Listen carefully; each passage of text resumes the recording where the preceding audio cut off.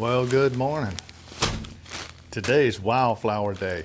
We'll be right back. I want to talk to you about how we're going to get our wildflowers going here at our new Florida homestead. Be right back.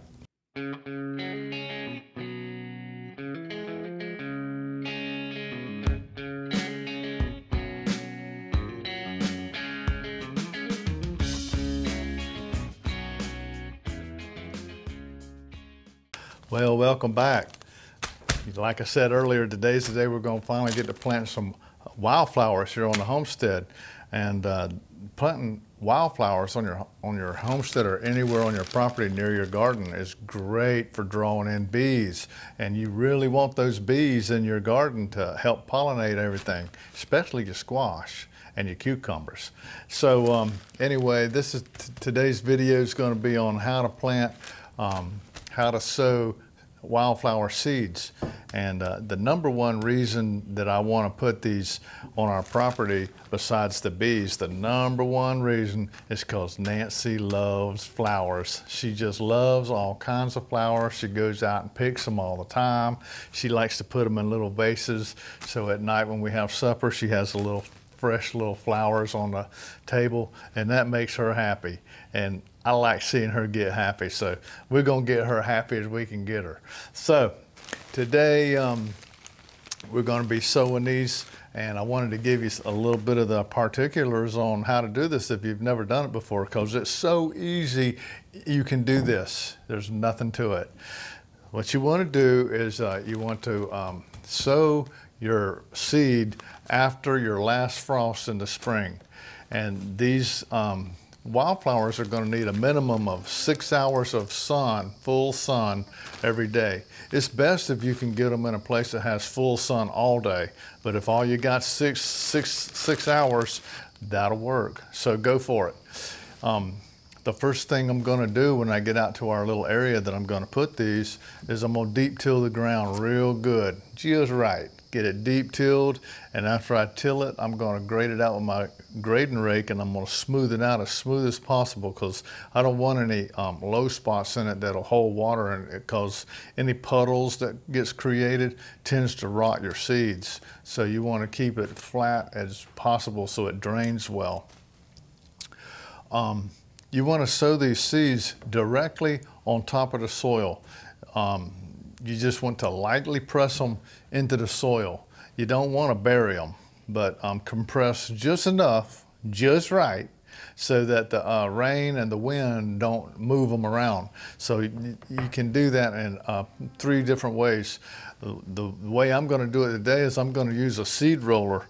I got a seed roller from Johnny Seed online, because I'm going to do a lot of things with sowing seeds that I'm going to need to do a lot of tamping with, and I don't want to be doing it by hand, so I went ahead and invested in the seed roller. But you don't have to do that. You can do it a much easier way. If you just want to get a sheet of plywood, sow your seeds, lay the plywood on it, and step up on it or mash it with your hands, and it will compress those seeds just about the right amount to get them down into that soil, so they're not moving, they're set in the soil.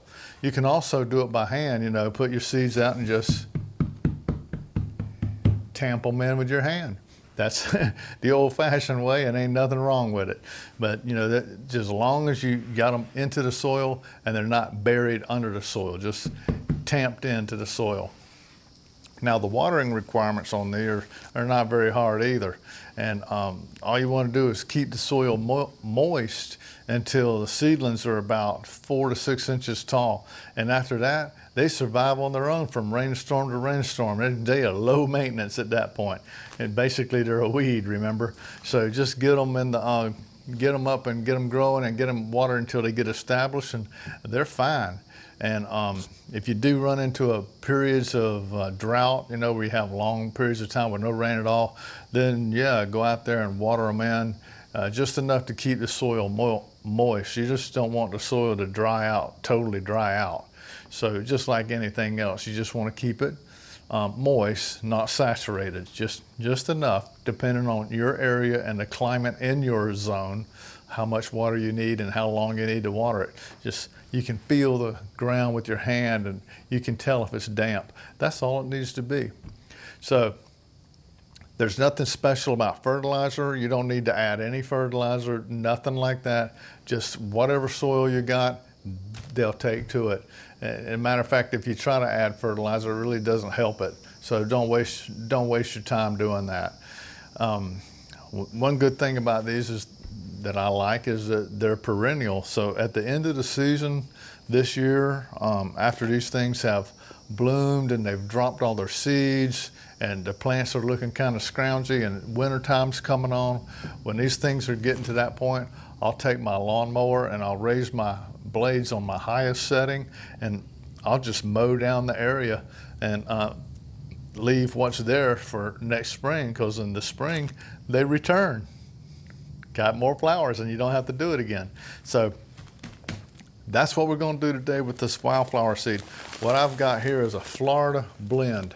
So check your area and look into the seeds that you want to buy and make sure they will grow well in your particular zone.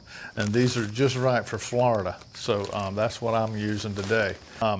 Let's go over to the area. I'll show you the area that Nancy has picked out that she wants me to put the seed in. She wants a little color spot right there, and it's conveniently located to the garden, so the bees will be kind of nearby and they'll find that garden for me and do the job. And when we get over there, I'll also show you that that seed roller that I bought from Johnny Seed, in case you want to get one of them too. So we got a lot to do today, so let's get going. Well, here's the little seed roller that I purchased from Johnny Seed I was telling you about. What I like about it is it's got a handle that's adjustable and I can stand off to the side if I have my my bed prepped right here on the side and I have my seed sowed. I can roll it without stepping in the bed. This way I can walk right beside it and just roll it down the bed like that and roll it in. Now it's also got a little rack on the top here, so if you have real hard soil like clay or something and it's really hard to work and it's not very soft, put you a couple of 2 or 3 cinder blocks up on top of this rack and it adds some needed weight that'll help push that stuff down. This is heavy duty expanded metal in here that I don't have to worry about bending or warping or anything like that, and it rolls real easy. It's easy to use. I can turn serpentine beds. It's easy to make a curve, see? I like that. See, I can curve it without stepping into bed, and I like that.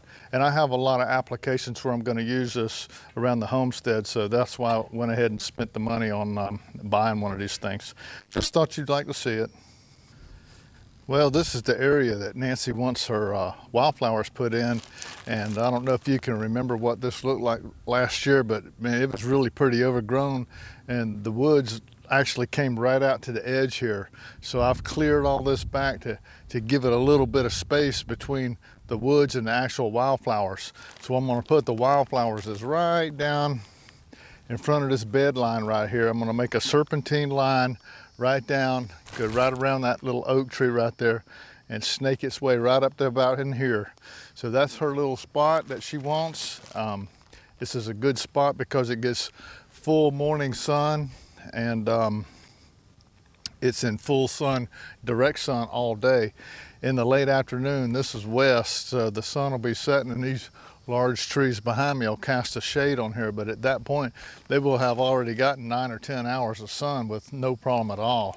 So pick out yourself a nice sunny location of where you want to put your flowers. And I also want to point out, this is a 5-pound bag of seed, and check out your area that it'll cover when you're purchasing seeds. This will cover an entire acre. So we have a lot of places around here that she wants to put it. I'm definitely not using all of this seed in that one little strip right there, so I didn't want to confuse you with that. So when you're looking for your seed online, check out how far that seed will spread and what their recommendations are, so you don't overbuy too many seeds. You definitely don't want 5 pounds of seed just in a regular residential yard. So anyway, I think we're about ready to go here. I got my tiller ready. I know where I want to put it. It's just down to the hard part, getting it done. So I guess you could call it the fun part, really. So let me get this thing cranked up and let's get the job done. Make Nancy nice and happy. Let's get going.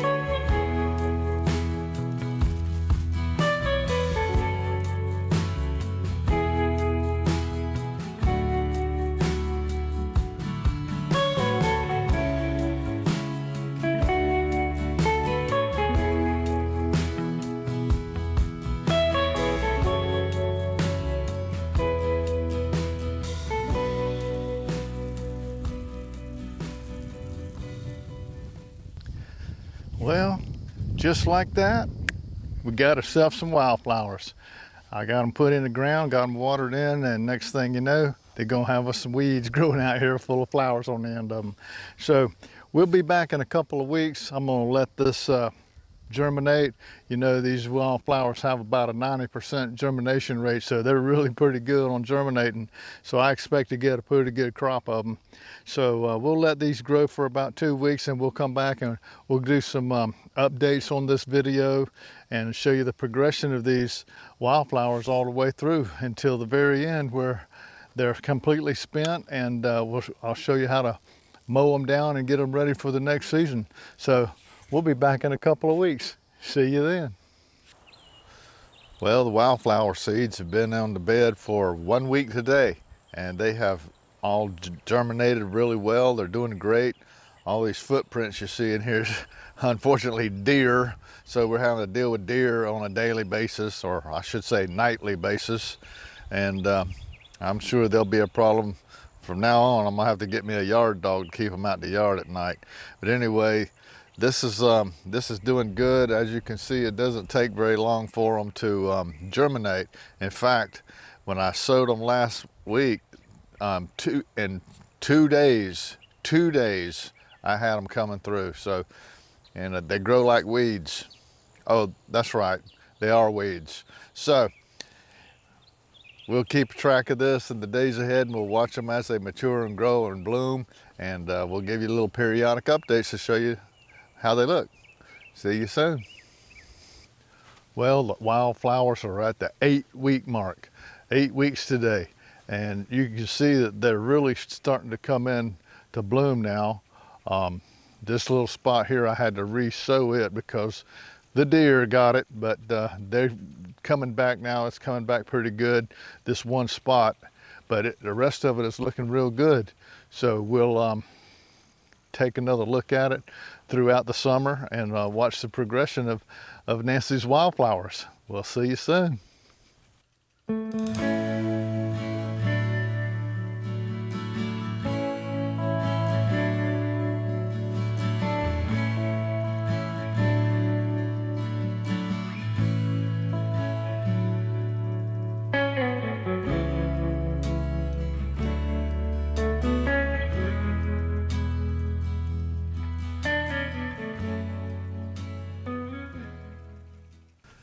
Well, we're getting down close to the end of the summer now, and these wildflowers have really produced. They've been beautiful the whole summer. We've enjoyed them throughout. Nancy just loves coming out here and picking some of these and putting a little fresh little bouquet of flowers at the supper table. It kind of adds that special touch of love, don't it? But anyway, the flowers have done great. We're going to try to do some more color spots next year, and really get this place full of these flowers, because it draws in them beautiful pollinators. So we're going to try to get some out by the garden complex, as well as around, you know, some color spots in the around the home itself, the yard, because Nancy really likes walking out and picking some and walking right back in. But she's the flower girl. I'm more into the bees than than that, because I'm kind of looking at it for getting them pollinators over there to my cucumbers and my tomatoes and things like that. So anyway, we'll be back in the when these finally die down this year. At the end of the year, I'll take my lawnmower and I'll raise my blade all the way up as high as it'll go, and I'll just mow down this this strip and discharge everything back up into the woods. I'm gonna wait until they go completely, almost, they look like they're totally dead. That way they'll sow their own seeds. So we'll be back when it's time to do that, and we'll make that our last portion of this video and show you what that looks like and how we do it. So we'll see you back pretty soon. Well, Miss Nancy sure enjoyed her wildflowers this year. We always had fresh flowers at the dinner table, and she just loves coming out and picking them. So we're going to grow them again next year for her. But this is the time of the year the wildflowers are spent, and they're real dry now, late fall here in Florida. So what I'm going to do is I'm going to raise the deck on my lawnmower up as high as I can raise it. And I'm going to mow these things down so that it sows all that seed right back in the same area, and they'll reemerge next year. So if you want to grow these wildflowers, this is something you need to do when you know, when they're spent at the end of their life cycle. Because remember, they are perennial; they'll come back next year. But you know, they die down, and to the point where they're starting to sow the seed. So this is a step in the process of getting them to come back. So first thing I do is I raise my deck all the way up. You can see how high off the ground I've got that. It's a good 6 inches high. And let me get it cranked up, and let's just mow down this strip.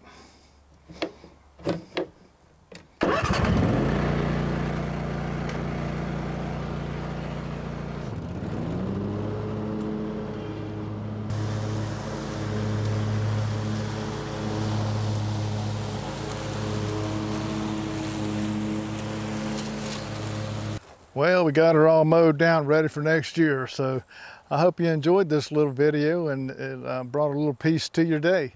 So until me and Nancy see you next time, always remember, by His hands we are fed. Give us, Lord, our daily bread. Amen. Have a blessed day.